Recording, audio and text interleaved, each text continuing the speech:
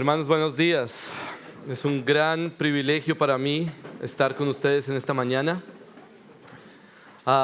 Saludos de la Iglesia Bautista Renacer en Bogotá. Siempre que voy a algún lugar, el Señor me permite ir constantemente por causa de los talleres de predicación a otras iglesias.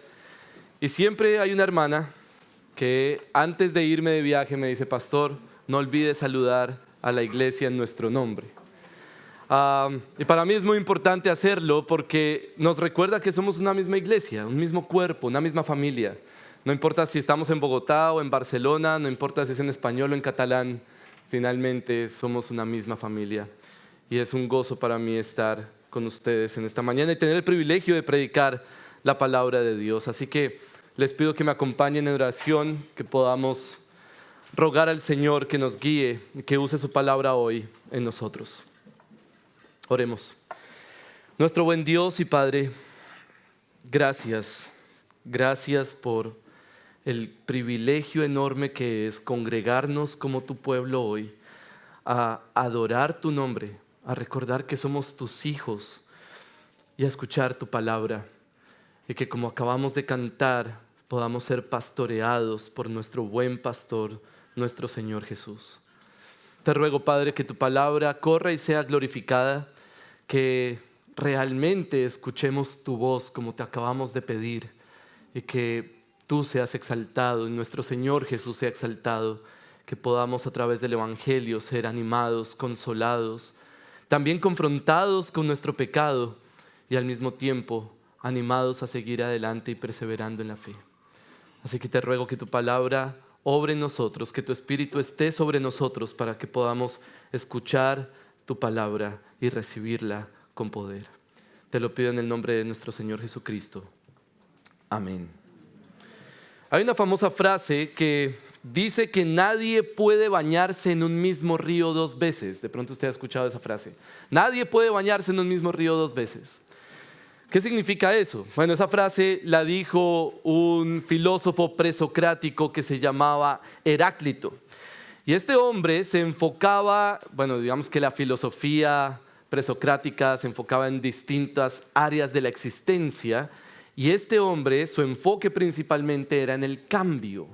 Todo cambia, todo está cambiando constantemente, todo tiene un permanente movimiento y por lo tanto tiene que cambiar. Por eso nadie puede bañarse en el mismo río dos veces, porque seguramente cuando usted entre por segunda vez a ese río, ya no va a ser el mismo río. El agua ha corrido y el río ya ha cambiado, y muy seguramente usted también habrá cambiado, porque nosotros mismos vamos cambiando constantemente. Por supuesto, eso nos deja una pregunta. Si todo está cambiando todo el tiempo, ¿qué seguridad de estabilidad tenemos nosotros? ¿Cómo podemos tener estabilidad en un mundo que cambia todo el tiempo? ¿Cómo podemos tener estabilidad en un mundo en el que hay cambios drásticos de un día para otro? El texto que vamos a estudiar hoy nos muestra que hay algo que no puede cambiar. Incluso cuando otros quieren poner obstáculo a eso para que cambie o promover un cambio en eso que no puede cambiar, finalmente nunca lo van a poder lograr, porque eso específicamente de lo que habla nuestro pasaje hoy no puede cambiar. Vamos a Éxodo 1 y tratemos de identificar qué es eso que no puede cambiar. Voy a leer Éxodo 1, versículo 1 al 2:10. Y de pronto usted dirá: uy, ¿por qué hasta el 2:10? Ya un capítulo es mucho, ¿no? Bueno, ahora va a ver por qué es necesario hasta el 2:10. Vamos a leer desde el versículo 1 del capítulo 1 hasta el capítulo 2, versículo 10. Esto dice la palabra de Dios. Estos son los nombres de los hijos de Israel que fueron a Egipto con Jacob. Cada uno fue con su familia: Rubén, Simeón, Leví y Judá, Isaacar, Zabulón y Benjamín, Dan, Neftalí, Gad y Aser. Todas las personas que descendieron de Jacob fueron 70 almas, pero José estaba ya en Egipto. Y murió José y todos sus hermanos y toda aquella generación, Pero los israelitas tuvieron muchos hijos y aumentaron mucho y se multiplicaron y llegaron a ser poderosos en gran manera, y el país se llenó de ellos. Se levantó sobre Egipto un nuevo rey que no había conocido a José y dijo a su pueblo: miren, el pueblo de los hijos de Israel es más numeroso y más fuerte que nosotros. Procedamos pues astutamente con él, no sea que se multiplique y en caso de guerra se una también con los que nos odian y pelee contra nosotros y se vaya del país. Así que pusieron sobre ellos capataces para oprimirlos con duros trabajos. Y edificaron para Faraón las ciudades de almacenaje Pitón y Ramsés. Pero cuanto más los oprimían, más se multiplicaban y más se extendían, de manera que los egipcios llegaron a temer a los israelitas. Los egipcios pues obligaron a los israelitas a trabajar duramente y les amargaron la vida con dura servidumbre en hacer barro y ladrillos y en toda clase de trabajo del campo. Todos sus trabajos se los imponían con rigor. Entonces el rey de Egipto habló a las parteras de las hebreas, una de las cuales se llamaba Cifra y la otra Puá, y les dijo: cuando estén asistiendo a las hebreas a dar a luz y las vean sobre el lecho del parto, si es un hijo, le darán muerte, pero si es una hija, entonces vivirá. Pero las parteras temían a Dios y no hicieron como el rey de Egipto les había mandado, sino que dejaron con vida a los niños. El rey de Egipto hizo llamar a las parteras y les dijo: ¿por qué han hecho esto y han dejado con vida a los niños? Las parteras respondieron a Faraón: porque las mujeres hebreas no son como las egipcias, pues son robustas y dan a luz antes que la partera llegue a ellas. Dios favoreció a las parteras y el pueblo se multiplicó y llegó a ser muy poderoso. Y por haber las parteras temido a Dios, Él prosperó sus familias. Entonces Faraón ordenó a todo su pueblo: todo hijo que nazca lo echarán al Nilo, pero a toda hija la dejarán con vida. Un hombre de la casa de Leví fue y tomó por mujer a una hija de Leví. Y la mujer concibió y dio a luz un hijo. Viendo que era hermoso, lo escondió por 3 meses, pero no pudiendo ocultarlo por más tiempo, tomó una cestilla de juncos y la cubrió con asfalto y brea. Entonces puso al niño en ella y la colocó entre los juncos a la orilla del Nilo. La hermana del niño se puso a lo lejos para ver qué le sucedería. Cuando la hija de Faraón bajó a bañarse al Nilo, mientras sus doncellas se paseaban por la ribera del río, vio a la cestilla entre los juncos y mandó a una criada suya para que la trajera. Al abrirla, vio al niño y oyó que el niño lloraba. Le tuvo compasión y dijo: este es uno de los niños de los hebreos. Entonces la hermana del niño dijo a la hija de Faraón: ¿quiere que vaya y llame a una nodriza de las hebreas para que críe al niño? Sí, ve, respondió la hija de Faraón. La muchacha fue y llamó a la madre del niño. Y la hija de Faraón le dijo: llévate a este niño y críamelo, y yo te daré tu salario. La mujer tomó al niño y lo crió. Cuando el niño creció, ella lo llevó a la hija de Faraón y vino a ser hijo suyo. Y le puso por nombre Moisés, diciendo: pues lo he sacado de las aguas. Esta es la palabra del Señor para nosotros, hermanos. ¿Qué es lo que no cambia exactamente? Bueno, voy a argumentar y voy a mostrarles que este pasaje está hablando de la fidelidad de Dios a sus promesas. Lo que no cambia es la fidelidad de Dios a sus promesas. Así que mi objetivo hoy es darles estabilidad en un mundo que está cambiando completamente. Sí hay algo que no cambia. Y esa estabilidad viene a través de una convicción que espero se quede en sus mentes y en sus corazones. Una convicción que voy a tratar de martillar en la mente de cada uno de ustedes, de manera que si de pronto dentro de un año alguien dice: ve ese barbado que vino a predicar, ¿de qué fue lo que predicó? ¿No? La respuesta sea clara y la tengan clarísimo en su mente. Una convicción que nos ayudará a vivir una vida estable en este mundo que cambia. Esa convicción es que la fidelidad de Dios es inevitable. La fidelidad de Dios es inevitable. En un mundo en el que un día es como cualquier otro y al otro día empieza una pandemia y todos a sus casas y la vida cambia drásticamente. En un mundo en el que en cualquier momento se puede levantar un régimen en una nación y al otro año esa nación ya es irreconocible, ya no es lo mismo. Y ahora hay crisis económica y social. En un mundo en el que puede suceder un accidente y nuestra vida cambia drásticamente, del cielo a la tierra, de la noche a la mañana. En un mundo así necesitamos estabilidad y hoy quiero darles esa estabilidad a través de la convicción de que la fidelidad de Dios es inevitable. Ni siquiera la persona más poderosa del mundo, ni siquiera el rey más poderoso puede hacer que la fidelidad de Dios cambie. La forma en la que voy a abordar ese mensaje es a través de 2 puntos, 2 verdades que podemos ver en este pasaje. Y esas verdades son complementarias. La primera verdad es que Dios vence los obstáculos. Y eso lo vemos en los versículos 1 al 21. Dios vence los obstáculos para cumplir sus promesas.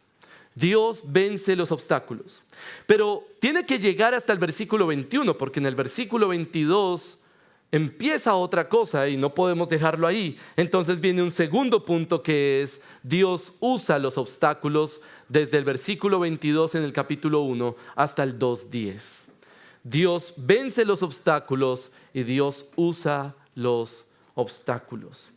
Por cierto, el título de este mensaje es El tiro por la culata, porque la fidelidad de Dios es inevitable.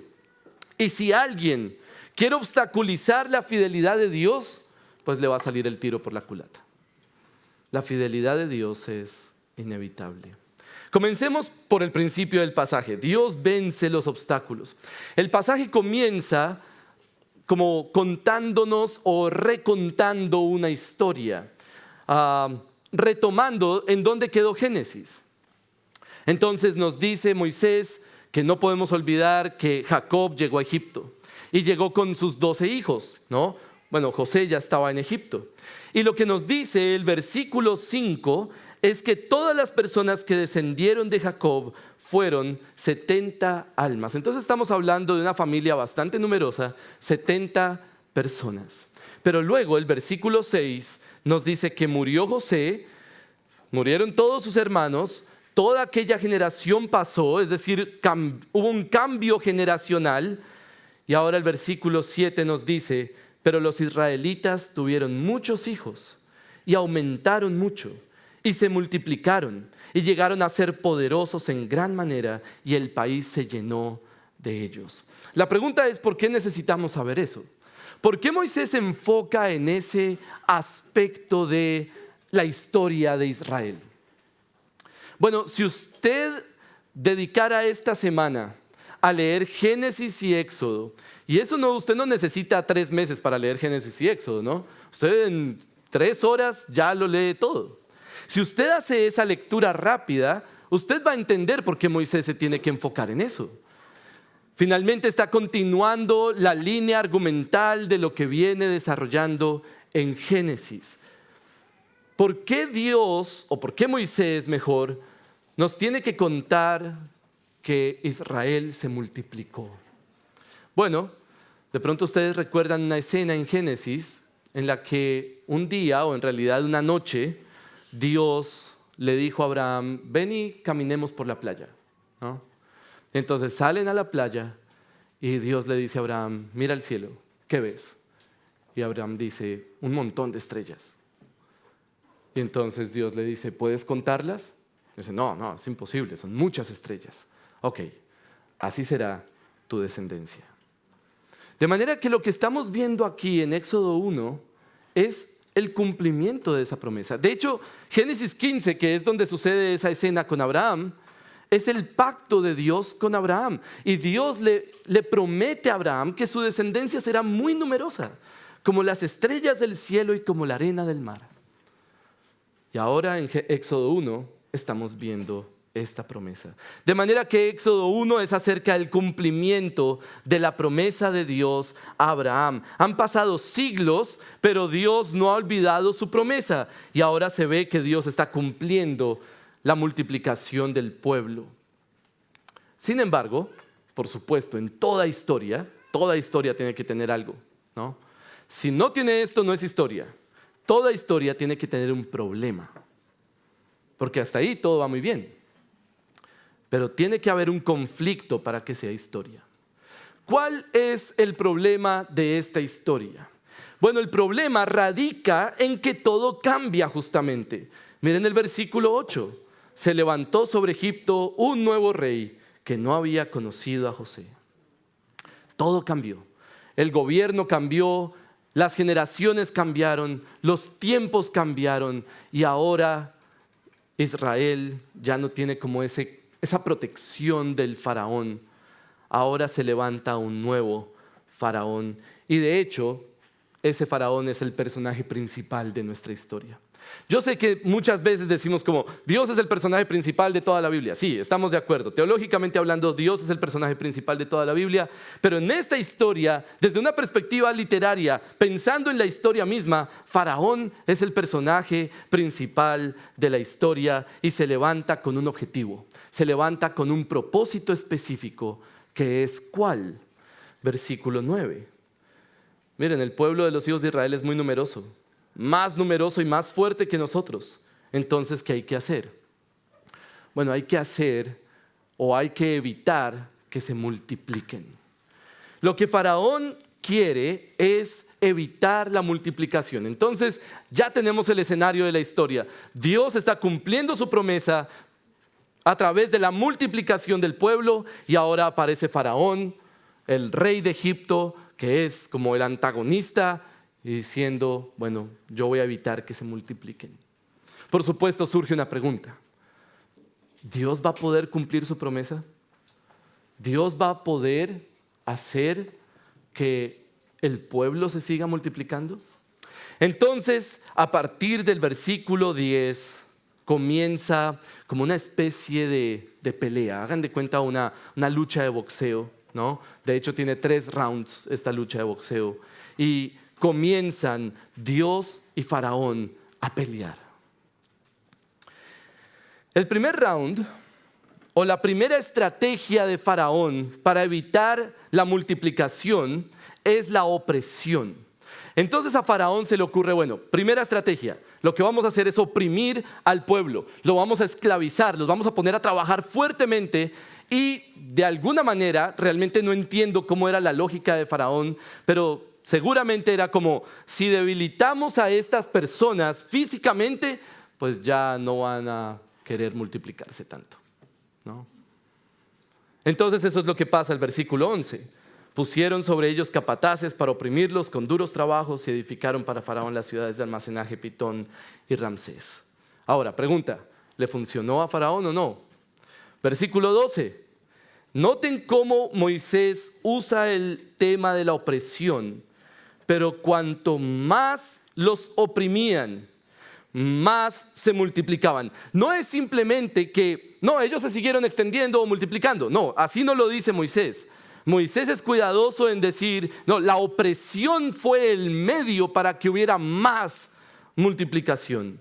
Entre más los oprimían, más se multiplicaban. Le salió el tiro por la culata a Faraón. ¿Por qué? Porque la fidelidad de Dios es inevitable. Porque el problema es que Faraón no está luchando contra la fertilidad de un pueblo. Faraón está luchando contra la fidelidad de Dios. Y eso es algo mucho más poderoso que la fertilidad de Israel. Entonces, a Faraón se le ocurre otra estrategia. Bueno, esa no funcionó. Vamos a proceder de una forma un poco más rigurosa y maquiavélica en realidad. ¿Cuál es su segunda estrategia? Versículos 15 y 16 nos plantean la estrategia. Vamos a buscar 2 parteras que hagan el trabajo sucio. Y vamos a implementar el aborto, ¿no? Entonces estas 2 mujeres van a ayudar a las hebreas cuando tengan hijos. Y si es un varón, entonces ellas 2 van a matar al niño. Esa es su estrategia. Encarga a las parteras hacer el trabajo que nadie quiere hacer. Y Faraón supone y espera que ahora sí, a través del aborto, pues el pueblo no se va a multiplicar tanto. Pero Faraón no contaba con algo. Versículo 17. Pero las parteras temían a Dios y no hicieron lo que Faraón les dijo. Ahora, hay una discusión entre intérpretes aquí, porque la pregunta es si las parteras eran hebreas o eran egipcias, y el texto no lo dice claramente. Sin embargo, si usted se fija en los nombres, esos son nombres que no aparecen más en la Biblia, ¿no? No son nombres típicos israelitas, hebreos, judíos. Son nombres raros. Nunca más volvemos a ver esos nombres. De manera que es posible que estas mujeres fueran egipcias. Y si son egipcias, pues es aún más interesante esta historia. Porque, por supuesto, a Faraón no se le hubiera ocurrido que dos egipcias temían al Dios de los hebreos y no iban a cumplir su voluntad. Entonces Faraón les pregunta ¿por qué no mataron a los niños? Y ellas hacen algo que uno como que piensa, bueno, ¿aquí qué pasó, no? ¿Esto qué es? ¿Esto es una mentira o es verdad? No, es que las mujeres hebreas son robustas, son fuertes, y cuando llegamos, ellas ya han tenido el bebé, y pues ya que, ¿cómo lo vamos a matar ahí? No sabemos. Pero finalmente lo interesante de la historia es que es jocosa, ¿no? Es Moisés como mostrando, pobre Faraón, no lo logra. Pero el punto realmente está en el versículo 20. Antes que en las parteras puntualmente, en el versículo 20 es a donde Moisés quiere llegar. Dios favoreció a las parteras y el pueblo, ¿qué? Se multiplicó. Espero que ya se dieron cuenta cuál es la palabra más enfática y más repetida de este pasaje, ¿no? Se multiplicó, el pueblo se multiplica. Si usted alguna vez le preguntan, ¿de qué se trata Éxodo 1? Usted tiene que decir, el pueblo de Dios se multiplica. Ya. ¿No? De eso se trata esto. El pueblo de Dios sigue multiplicándose. Le salió el tiro por la culata por segunda vez a Faraón, porque la fidelidad de Dios es inevitable. Hermanos, no importa si es el rey más poderoso de este mundo. No importa. No importa si es el faraón de Egipto, cuando Egipto es la potencia mundial. No importa, porque la fidelidad de Dios es inevitable. No importa si es Vladimir Putin en Rusia, o Kim Jong-un en Norcorea, o si es la OTAN, o si es el G7, o el movimiento LGTBI, o el lobby más poderoso que usted se pueda imaginar, o las personas más ricas y poderosas de este mundo. Finalmente, nadie puede hacer que Dios no cumpla sus promesas, porque la fidelidad de Dios es inevitable. Y lo interesante en los personajes de las parteras, que definitivamente es un personaje llamativo, no son el personaje principal de la historia, pero son un personaje muy, muy interesante, es que nos hacen ver el efecto de temer a Dios y confiar en su fidelidad. ¿Cuál es el efecto en ellas, en estas mujeres, de temer a Dios? ¿Cuál es el efecto del temor al Señor? Y la respuesta es valentía. Estas mujeres están dispuestas a enfrentarse a Faraón y a decirle en la cara que no hicieron lo que él quería. ¿Por qué? Porque temían a Dios. La lógica básicamente es, ¿a quién prefiero yo defraudar? ¿Al rey más poderoso de este mundo o a Dios? Y las parteras dicen, pues prefiero defraudar al rey más poderoso de este mundo. Prefiero estar en paz con Dios, así implique enfrentarme al rey más poderoso de este mundo. Eso es temor de Dios. Eso es básicamente reconocer que Dios es más poderoso que cualquier rey de este mundo y que prefiero defraudar a Faraón antes que a Dios.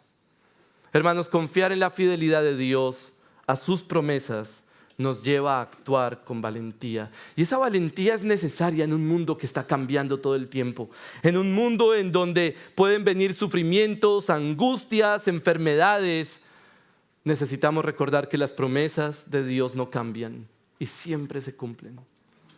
En un mundo en el que puede haber persecución y aniquilación, puede haber persecución para la iglesia en cualquier lugar, en cualquier momento. Necesitamos recordar que las promesas de Dios no cambian y siempre, siempre se cumplen.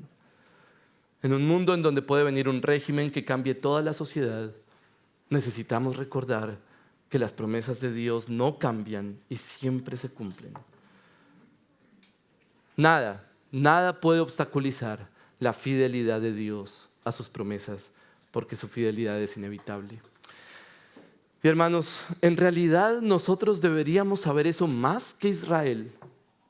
Nosotros deberíamos saber eso más que Moisés, porque Moisés vio la fidelidad de Dios en su propia vida y en la vida de su pueblo, y por eso lo está escribiendo. Pero nosotros hemos visto la fidelidad de Dios de una manera mucho más grande y más asombrosa. Nosotros hemos visto a Dios superar el mayor obstáculo que ha existido para que Él cumpla sus promesas. ¿Cuál es el mayor obstáculo que Dios ha tenido que enfrentar para ser fiel? ¿Cuál es el mayor obstáculo que Dios ha tenido que enfrentar para cumplir sus promesas? Bueno, nuestro hermano lo leyó en Romanos capítulo 8. En el versículo 32 específicamente dice, si Dios no escatimó, esa palabra es muy interesante, si Dios no escatimó ni a su propio Hijo, sino que lo entregó por todos nosotros, ¿cómo no nos dará juntamente con Él todo? La lógica de Pablo es, si Él entregó a su Hijo, todo lo demás es fácil. El obstáculo más grande que ha existido para que Dios sea fiel es que Él ama a su Hijo. Dios ama a su Hijo, Él es su Hijo amado en quien tiene complacencia. Y aún así Dios estuvo dispuesto ¿a qué? A sacrificarlo y a entregarlo para cumplir sus promesas. Ni siquiera el más profundo amor del Padre por el Hijo fue un obstáculo suficiente para que Dios cumpliera su promesa de salvación. Así que para nosotros, conocedores y creyentes del Evangelio de Jesucristo, debería ser una mayor estabilidad, ¿no? Hemos visto a Dios ser fiel de la máxima forma posible. Podemos saber que la fidelidad de Dios es inevitable. Ahora, hasta aquí solo hemos visto una parte y hemos llegado realmente hasta el versículo 21 en que las parteras son prosperadas por Dios por haber temido a Él y no obedecer al faraón. Pero llegamos al versículo 22 y ahí comienza el tercer round, porque si dejamos esto en el versículo 22 se vuelve como una película que queda en continuará, ¿no? Y el problema es que yo no estoy aquí dentro de 8 días para seguir contando la historia. Entonces, es mejor abordarla de una vez. Si llegamos al versículo 22, obligatoriamente tenemos que pensar, bueno, ¿y qué va a pasar? ¿Cómo va a continuar esta lucha entre Dios y Faraón? Y entonces pasamos al segundo punto. No solamente Dios vence los obstáculos, sino que Dios usa los obstáculos. Faraón quiere seguir con el juego y entonces se le ocurre la opción o la estrategia más macabra de todas. Versículo 22. Entonces Faraón ordenó a todo su pueblo, todo hijo que nazca lo echarán al Nilo, pero a toda hija lo dejarán con vida. Hay un cambio acá, ¿se dieron cuenta? Ya no son cifra y poa. Ya se dio cuenta que cifra y poa no sirven. Entonces vamos a abrir este decreto para toda la nación. Ahora todos los egipcios tienen la autoridad de agarrar a un bebé y botarlo al Nilo, ¿no? Es terrible. Ese faraón estaba loco. Ahora, seguramente, y es lo que Faraón piensa, ahora sí va a ser más fácil evitar la multiplicación de Israel. Y lo que esperaríamos en el siguiente capítulo es ver más la multiplicación, ¿no? Pero en realidad no es así. Llegamos al versículo 1 del capítulo 2 y aparecen unos nuevos personajes. Aparece una familia que es de la tribu de Leví. Y esta familia tiene un hijo y habla específicamente de la mujer. En el versículo 2, la mujer concibió y dio a luz un hijo. Y viendo que era hermoso, y obviamente pues a cualquier mamá le parece su hijo hermoso, pero aquí parece que Moisés era más hermoso que los demás, posiblemente. Simplemente esta mujer dice, bueno, yo no quiero matar a mi hijo, no lo quiero lanzar al Nilo. Ahora tengan en cuenta que el Nilo en esta historia es como un símbolo de muerte, ¿no? No quiero lanzar a Moisés, a mi bebé, al Nilo. entonces voy a esconderlo. Lo esconde por 3 meses. Ahora usted se imaginará, los que han tenido bebés saben cómo sería esconder a un bebé por 3 meses. Es imposible. Entonces dice, no puedo esconderlo más. Y se le ocurre una estrategia. Ahora, a partir del versículo 3, vienen una serie de sarcasmos, porque lo que Moisés está escribiendo acá es una ironía en contra de Faraón. Es casi una burla en contra de Faraón. Y viene una serie de sarcasmos que casi que nos podríamos imaginar a Moisés riéndose al escribir esto. Primer sarcasmo. ¿Cómo hacen estas personas, cómo hace esta mujer para salvar a su hijo? ¿Cómo lo hace? ¿Cuál es la estrategia que usa?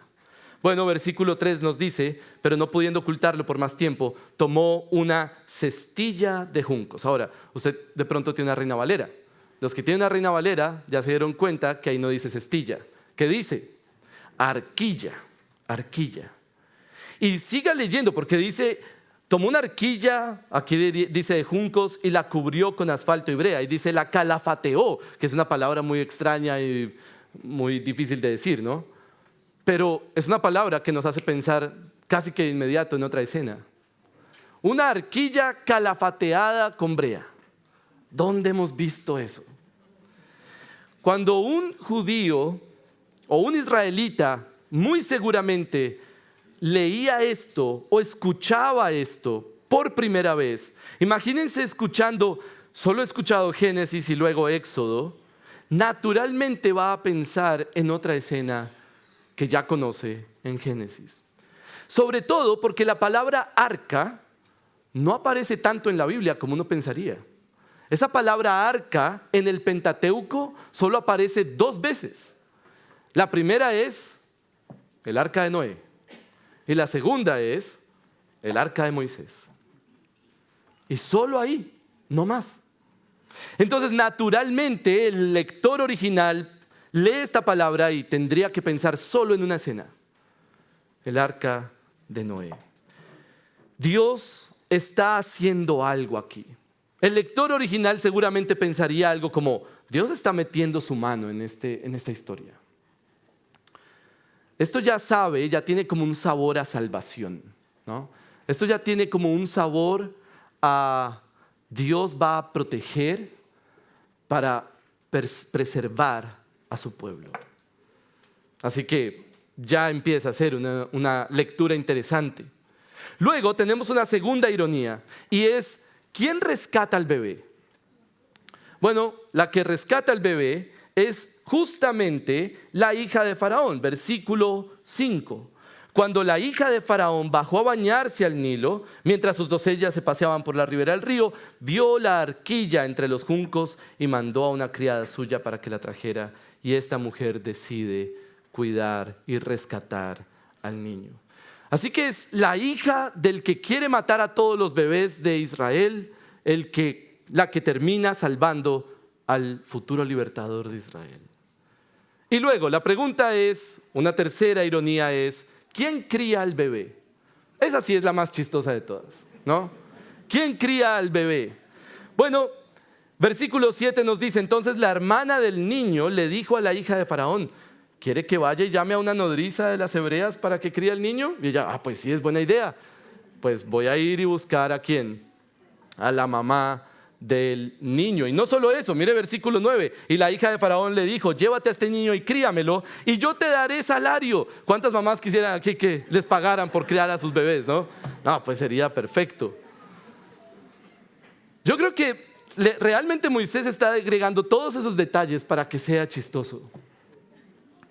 Dios está burlándose de Faraón. Y finalmente, última ironía: ¿cómo se llama el bebé? Se llama Moisés. ¿Qué significa Moisés? ¿O a qué hace referencia Moisés? Versículo 10 al final: le puso por nombre Moisés diciendo: pues lo he sacado de las aguas. Ahora, recuerden que se comunicaba o que está comunicando este pasaje con el Nilo. El Nilo se volvió un símbolo de muerte, ¿no? Ahí lanzaban a todos los bebés. De manera que el nombre Moisés siempre habría de recordar que lo que Faraón quiso usar para impedir la multiplicación de Israel, Dios lo usó para levantar al libertador de Israel. Nuevamente el tiro le salió por la culata a Faraón, pero esta vez de una forma épica. Porque la fidelidad de Dios es inevitable, hermanos. Dios no solo vence el obstáculo, Dios usa el obstáculo de su fidelidad. Eso me parece sumamente importante porque todos nosotros, o tal vez la mayoría, estaríamos dispuestos a aceptar y a afirmar que el cristianismo no es tan simple como decir, bueno, Dios siempre vence los obstáculos, ¿no? Dios siempre quita los obstáculos para su fidelidad y ya. Seguramente todos estamos dispuestos a afirmar que nuestra vida tiene muchas dificultades. Pero también es simplista pensar que Dios solo puede vencer obstáculos. De pronto usted ha orado pidiéndole al Señor, Señor, quítame esta enfermedad, o quítame esta situación, quítame este problema.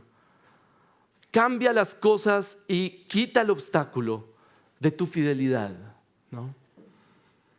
Pero creo que deberíamos ser más creativos que eso. Dios es más creativo, porque Dios no solamente tiene la capacidad de vencer el obstáculo, de pronto Dios quiere usar el obstáculo. Dios es capaz de usar esos obstáculos para su gloria y para nuestro bien. Siempre que veo este pasaje y pienso en esa idea de Dios usa el obstáculo, me acuerdo de una familia en mi iglesia que tiene una hija que es autista o tiene autismo. Y por supuesto, para ellos ha sido difícil y ha sido un proceso de adaptación muy largo. Y muchas veces han orado porque el Señor quite el autismo o Manuela pueda superarlo. Sin embargo, cuando uno habla con ellos, es maravilloso porque siempre está el testimonio. Si no hubiera sido por el autismo de Manuela, ellos no hubieran llegado al Evangelio. Porque fue la terapeuta de Manuela, cristiana, quien les habló del Evangelio. Este hombre se llama Carlos, él era ateo, comunista convencido, participaba de reuniones comunistas y todo eso. Y se convirtió al Evangelio gracias a ese obstáculo, a esa dificultad, a ese sufrimiento. Moisés no termina diciéndonos que Dios hizo que ningún niño muriera en el Nilo. No, seguramente muchos murieron. Pero lo que termina diciéndonos es que Dios usó esa estrategia de Faraón para levantar al libertador. Y eso es solo una sombra, hermanos, de la evidencia máxima de la fidelidad de Dios para nosotros. Dios no nos salvó evitando la cruz de su Hijo. Dios nos salvó a través de la cruz de su Hijo. Dios no nos salvó eximiendo a su Hijo de morir. Dios nos salvó a través de la muerte de su Hijo. De hecho, la promesa de Dios no es que no vamos a morir físicamente, sino que a través de la muerte vamos a llegar a la gloria. Hermanos, si ustedes creen en el Evangelio de Jesucristo, ustedes saben que de hecho Dios es más glorificado, no solamente cuando vence el obstáculo, sino cuando lo usa para nuestro bien y para su gloria. Pero de pronto aquí hay alguno que no cree en el Evangelio. De pronto aquí hay alguien que viene por primera vez, lo invitaron o está aquí por pura curiosidad y está luchando con, ¿yo creo esto o no? Bueno, si esa es su situación, yo quiero que usted crea. Le pido al Señor que usted crea. Y quiero darle un argumento para que crea. Y ese argumento es que si usted vive sin el Evangelio de Jesucristo en este mundo, muy seguramente su vida es demasiado inestable. Porque usted no sabe, mañana puede cambiar todo. Santiago dice que nuestra vida es como un vapor que hoy está y mañana ya no está. Puede pasar un accidente, puede pasar algo en el mundo que cambie todas las cosas, ya lo hemos vivido todos. Y de pronto usted está ahí sin estabilidad, sin esperanza y sin Dios en el mundo, como dice Pablo. Usted necesita el Evangelio de Jesucristo. No para que todo sea perfecto, no, eso no es lo que va a pasar con el Evangelio. Pero lo que sí va a proveer el Evangelio es la estabilidad de saber que tenemos un Dios fiel que cumple sus promesas a pesar de todo. Porque, hermanos, ¿qué estabilidad tenemos en un mundo que cambia permanentemente? ¿Qué estabilidad tenemos en un mundo en el que un día comienza una pandemia y todos a sus casas, encerrados por meses? ¿Qué estabilidad tenemos en un mundo en el que un día se levanta un nuevo gobierno y todo cambia? ¿Qué estabilidad tenemos en un mundo en el que sucede un accidente, alguien muere y nuestra vida cambia drásticamente? Bueno, tenemos estabilidad y tenemos una estabilidad suficiente para enfrentar todos esos cambios y todo el sufrimiento que pueda venir con ellos. ¿Y saben cuál es esa estabilidad? Y espero que lo puedan repetir en sus mentes por mucho tiempo. La fidelidad de Dios es inevitable. Vamos a orar. Padre Celestial, gracias por tu palabra y gracias sobre todas las cosas por tu Hijo, porque en Él sabemos que tu fidelidad está a nuestro favor. En Él sabemos que todas tus promesas son sí para nosotros. Y por eso podemos estar seguros y confiados, podemos tener estabilidad. Así que te ruego por mis hermanos que hoy tal vez algunos estén pasando por situaciones de cambio que traigan angustia y preocupación a sus corazones. Te ruego que este mensaje de tu palabra traiga estabilidad y seguridad. Y también, Padre Celestial, te ruego por quienes están lejos de ti y hoy están considerando la posibilidad de creer y realmente seguir a nuestro Señor Jesús. Te ruego, Padre, que obres en ellos y los atraigas al mostrarles que tú eres fiel a tus promesas. Te damos la gloria en el nombre de nuestro Señor Jesucristo. Amén.